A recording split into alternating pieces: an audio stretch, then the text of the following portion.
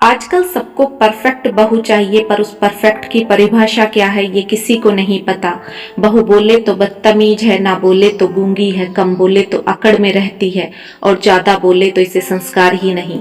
ऐसा ही कुछ हाल था राधिका का। राधिका बड़े अरमानों से अपने ससुराल आई थी। सोचा था मायके की तरह ससुराल भी तो अपना घर ही है, सब अपने हैं, मैं सबसे प्यार करूंगी तो सब मुझे भी प्यार करेंगे। ये सोचकर राधिका ने सारे घर की जिम्मेदारी अपने कांधों पर ले ली। राधिका सबका जरूरत से ज्यादा ख्याल रखती। सुबह से शाम तक राधिका एक बैटरी से चलने वाले उपकरण की तरह चलती रहती। किसी को जरा भी एहसास नहीं था कि राधिका भी इंसान है, वो भी थक जाती होगी। सुबह के 8 बज गए मगर राधिका आज बिस्तर से नहीं उठी तो पूरे घर में भूचाल आ गया, क्योंकि घर का बंधुआ मजदूर आज काम पर नहीं आया था। हे भगवान, तेरे पापा की खाली पेट वाली दवाई नहीं मिल रही। महारानी उठकर आ गई होती तो बता देती कहाँ रखी है, अब मैं कहाँ से ढूंढ कर दूं। राधिका की सास सोफे पर बैठी हुई बड़बड़ा रही थी। मम्मी, भाभी कहाँ है? मैंने उनसे गुलाबी साड़ी तैयार करने को बोला था, मुझे फेयरवेल में जाना है। हमें ना पता, आज तो मैडम कमरे से बाहर ही ना निकली।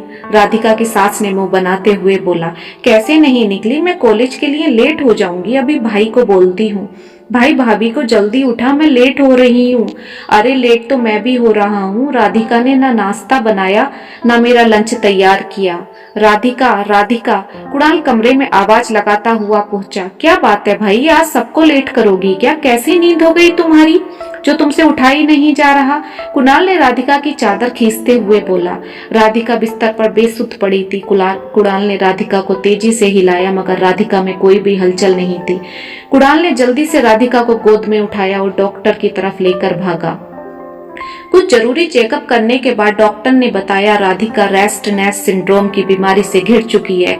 इस बीमारी में आदमी शारीरिक और मानसिक तौर पर थक जाता है, जिसके प्रभाव से उसके शरीर में कई गंभीर विकार पैदा हो जाते हैं। राधिका को विशेष देखभाल और आराम की जरूरत है।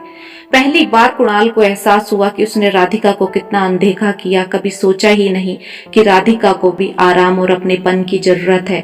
राधिका ने सबका ध्यान रखा मगर राधिका का ध्यान किसी ने नहीं रखा। कुणाल ने घर जाते ही राधिका को बिस्तर पर लेटा दिया। मम्मी, राधिका को बेड रेस्ट की जरूरत है। कोई भी राधिका से किसी भी तरह का काम नहीं बोलेगा। आगे से पापा का ध्यान आप रखोगी। पापा का ध्यान रखना आपकी जिम्मेदारी होनी चाहिए और रसोई का काम आप और निक्की मिलकर करोगे। आगे से घर के सभी काम मिल बांट कर होंगे। अकेली राधिका घर के सारे काम नहीं करेगी। कुणाल के मुंह से इतना सुनकर राधिका की सास और नंद का मुंह बन गया, मगर क्या ही कर सकती थी। जब राधिका का पति राधिका के साथ है तो राधिका का कोई क्या ही बिगाड़ सकता था।